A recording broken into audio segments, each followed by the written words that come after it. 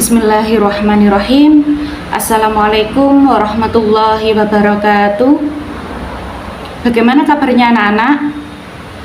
Alhamdulillahirrabbilalamin. Semoga kita semua dalam keadaan sehat walafiat, panjang umur yang barokah, dan semoga kita semua dalam lindungan Allah Subhanahu wa Ta'ala ya. Amin amin ya rabbal alamin. Nah, sebelum kita memulai belajar, marilah kita berdoa terlebih dahulu. A'udzu billahi minasyaitonir rajim. Bismillahirrahmanirrahim.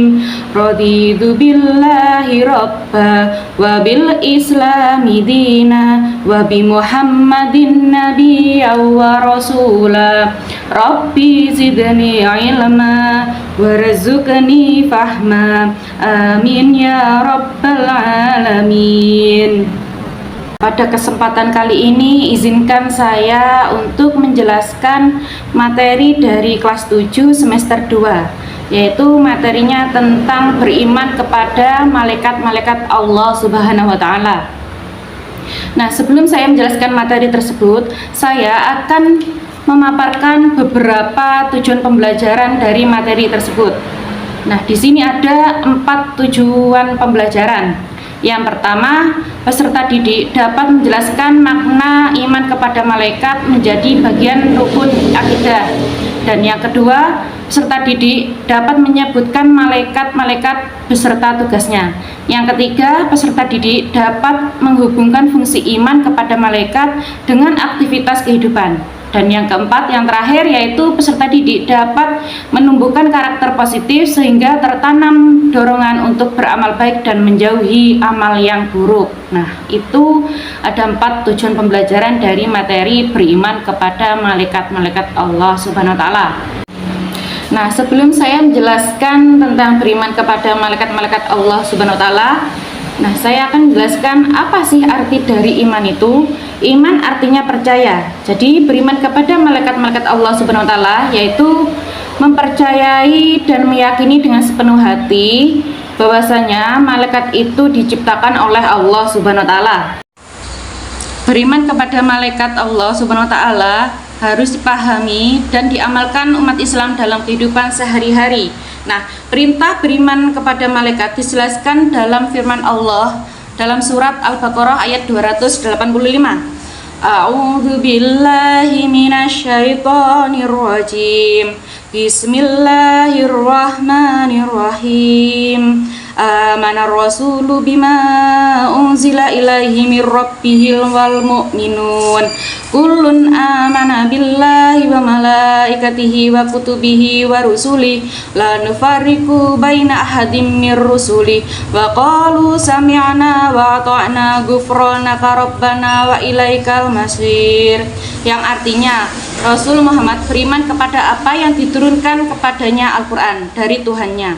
Demikian pula orang-orang yang beriman, semua beriman kepada Allah, malaikat-malaikatnya, kitab-kitabnya, dan rasul-rasulnya. Mereka berkata, kami tidak membeda-bedakan seorang pun dari rasul-rasulnya. Dan mereka berkata, kami dengar dan kami taat. Ampunilah kami ya Tuhan kami, dan kepadamu tempat kami kembali. Dalam Quran Surat Al-Baqarah ayat 285. Nah, beriman kepada malaikat mencakup keberadaannya, tugas, dan amalan yang diberikan Allah Subhanahu wa Ta'ala. Nah, Allah Subhanahu wa Ta'ala menciptakan malaikat untuk selalu taat dan patuh kepadanya.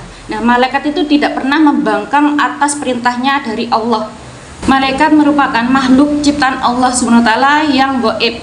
Gaib itu maksudnya tidak tampak, tidak bisa dilihat oleh panca indera manusia seperti mata. Jadi kita tidak bisa melihat secara langsung bagaimana rupa dari malaikat tersebut. Nah, Allah Subhanahu wa Ta'ala menciptakan malaikat dari cahaya dan nur. Nah, kita bahas materi ini, beriman kepada malaikat-malaikat Allah itu termasuk dari salah satu rukun iman. Rukun iman yang kedua. Nah, jumlah dari rukun iman itu ada 6. Yang pertama, beriman kepada Allah. Yang kedua, beriman kepada malaikat-malaikat Allah yang kita bahas sekarang. Yang ketiga, beriman kepada kitab. Yang keempat, beriman kepada Rasul. Yang kelima, beriman kepada hari kiamat atau hari akhir. Dan yang terakhir, yang keenam, beriman kepada qada dan qadar. Nah, untuk tugas-tugas para malaikat. Allah Subhanahu wa taala telah menciptakan malaikat dengan jumlah yang sangat banyak. Hanya Allah yang mengetahui jumlah tersebut. Jadi kita tidak mengetahui berapa jumlah seluruh malaikat itu yang sudah diciptakan oleh Allah. Jadi yang mengetahui jumlah semua malaikat itu hanya Allah Subhanahu wa taala. Nah, jumlah malaikat yang wajib kita imani itu ada 10. Yang pertama, malaikat Jibril, yaitu tugasnya menyampaikan wahyu kepada para nabi dan rasul. Kemudian tugas yang kedua mengatur angin, tugas ketiga menahan dan memenuhi hajat manusia.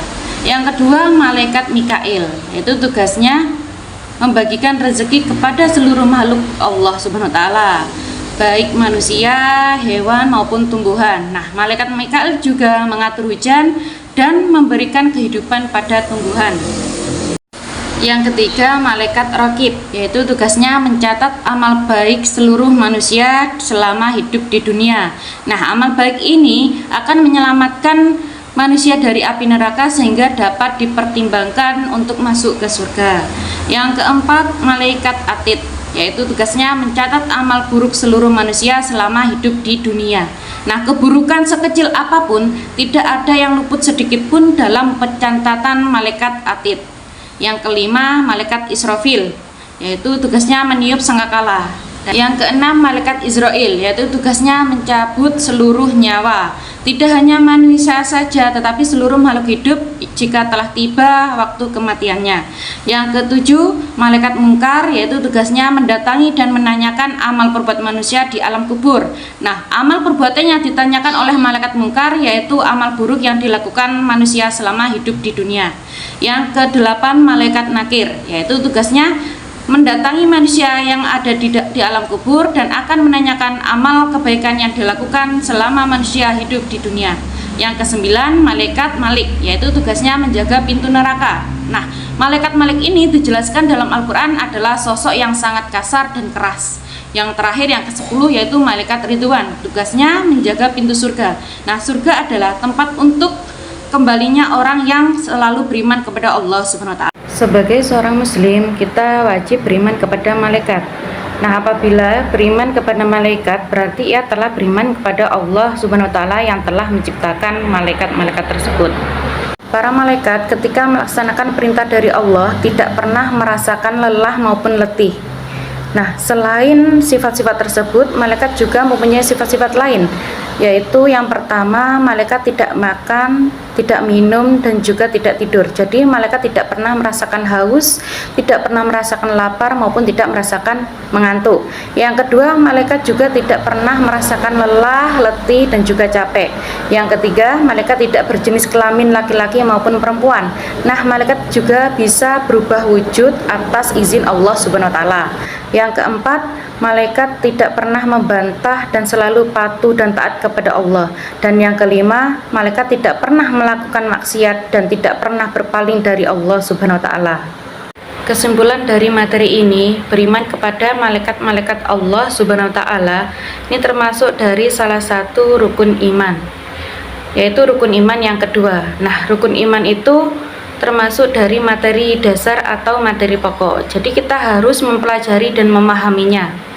Nah, malaikat itu diciptakan dari nur atau cahaya. Nah, malaikat itu makhluk gaib yang diciptakan oleh Allah yang tidak pernah membangkang atas perintah dari Allah Subhanahu wa taala. Jadi kita sebagai seorang muslim wajib beriman kepada malaikat-malaikat Allah, karena wahyu yang diturunkan kepada para nabi dan rasul itu melalui perantara malaikat-malaikat Allah. Nah, apabila kita tidak beriman kepada malaikat Allah, berarti sama halnya kita tidak mempercayai atau beriman kepada rasul, wahyu, dan Allah Subhanahu wa taala. Nah, mungkin hanya itu saja yang bisa saya sampaikan. Nah, apabila dari awal sampai akhir ada kata-kata yang kurang berkenan, mohon maaf sebesar-besarnya. Dan mari kita akhiri belajar hari ini dengan bacaan hamdalah bersama-sama. Alhamdulillahirabbil alamin. Terima kasih sebelumnya dan mohon maaf. Wabillahi taufiq wal hidayah. Wassalamualaikum warahmatullahi wabarakatuh.